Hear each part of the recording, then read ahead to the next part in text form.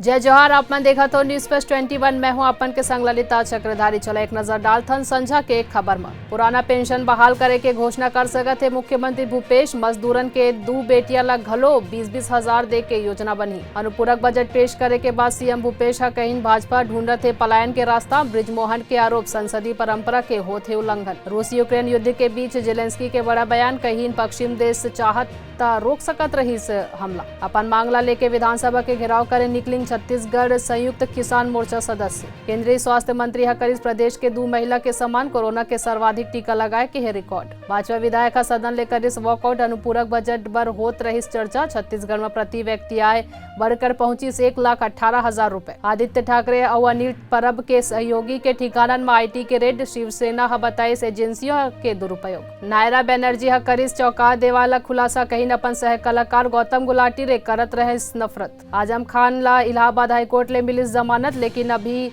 कई रात गुजारना हो ही जेल में। जांजगीर मेन पुलिस कॉलोनी में पंखा में लटके मिलिस महिला कांस्टेबल के शव। ऐसा ही जानकारी ले लगातार अपडेट रहे बर हमारे चैनल ला लाइक और सब्सक्राइब करना जन भूलू। नोटिफिकेशन पर बेल आइकन ला घलो दबाओ। देखत रहो न्यूज फर्स्ट 21, आप मन के हक की बात।